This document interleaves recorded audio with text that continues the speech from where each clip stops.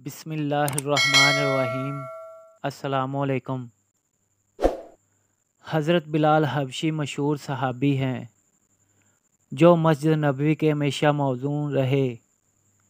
آپ شروع میں اسلام ہی داخل ہو گئے تھے۔ شروع میں ایک کافر امی بن خلف کے غلام تھے۔ وہ اسلام لانے آپ کو طرح طرح کی تکلیف دی جاتی۔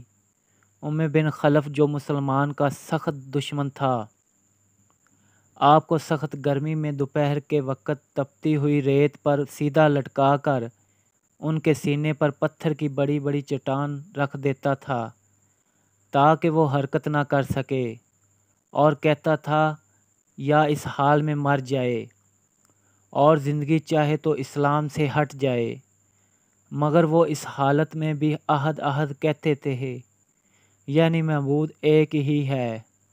رات کو زنجیروں میں باندھ کر کوڑے لگائے جاتے اور اگلے دن ان زخموں کو گرم زمین پر ڈال کر اور زیادہ زخمی کیا جاتا تاکہ بے قرار ہو کر اسلام سے پھر جائے یا تڑپ تڑپ کر مر جائے، عذاب دینے والے اکتا جائیں۔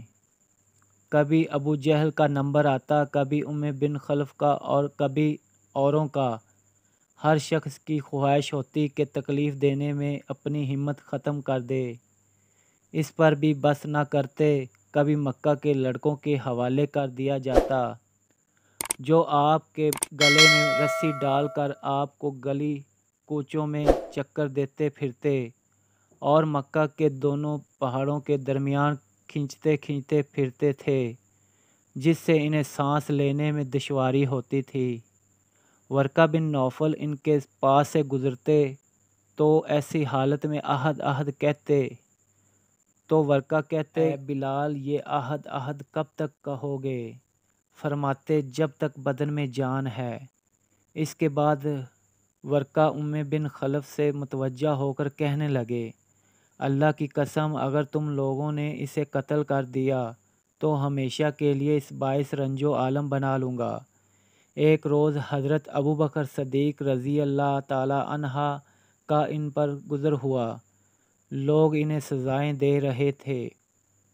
حضرت ابوبکر صدیق رضی اللہ تعالی عنہ نے امی سے کہا، اس مسکین کے بارے میں خدا سے نہیں ڈرتا، کب تک تو یہ تکلیفیں اور ایذا رسانی کرتے رہے گا؟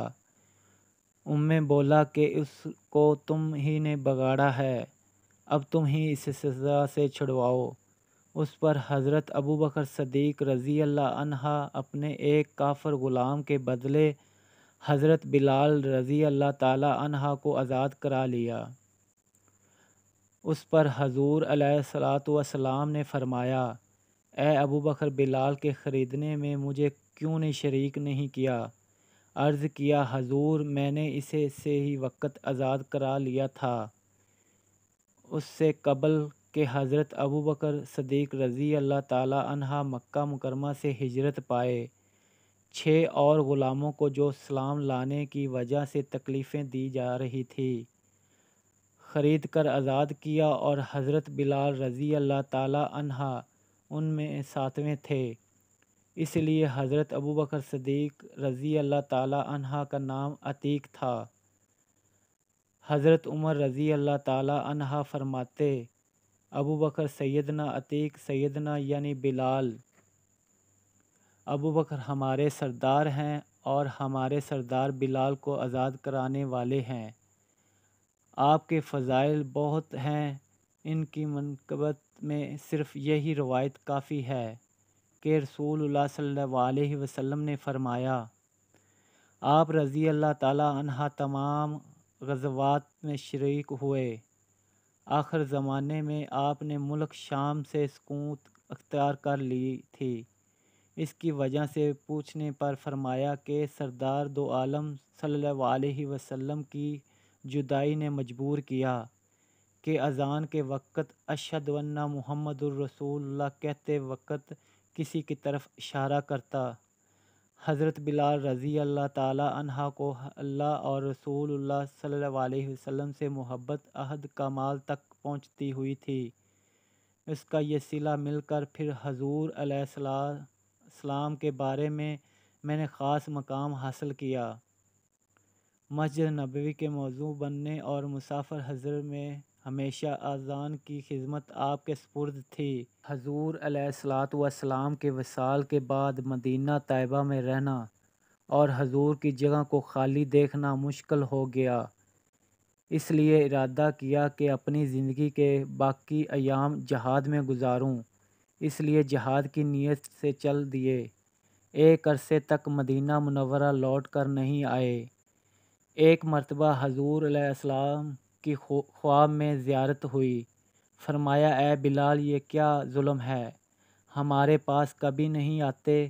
تو آنکھ کھلی، مدینہ طیبہ حاضر ہوئے اور بارگاہ نبوی میں صلاۃ و سلام کے بعد نہ آنے کی وجہ آپ کی جدائی بنائی، جو ناقابل برداشت تھی۔ حضرت امام حسن حسین رضی اللہ تعالیٰ عنہ نے اذان کی فرمائش کی۔ لاڈلوں کی فرمائش ایسی نہیں تھی کہ انکار کی گنجائش ہوتی۔ اذان کہنا شروع کی تو مدینہ میں حضور کے زمانے کی اذان کانوں میں پڑی، گرم مچ گئی۔ حضور کے زمانے کی اذان کانوں میں پڑ کر گرم مچ گیا۔ عورتیں روتی ہوئی گھروں سے نکل پڑیں۔ چند روز قیام کے بعد واپس مشق لوٹے اور 40ویں میں 23 سال کی عمر میں وہی وصال فرمایا۔ انا للہ و انا الیہ راجعون۔ انہیں باصفا باوفا ہستیوں کے لیے ارشاد خداوندی ہے، اور جنہوں نے ہجرت کی اللہ کی راہ میں مظلوم ہونے کے بعد، ہم ان کو دنیا میں اچھا ٹھکانہ دیں گے اور قیامت کا اجر تو بہت بڑا ہے، کاش وہ جانیں۔ سورۃ آیت 41 دعا ہے، اللہ تعالی ہم گنہگاروں کو ان پاک ہستیوں کے نقش قدم پر چلنے کی توفیق عطا فرمائے، آمین۔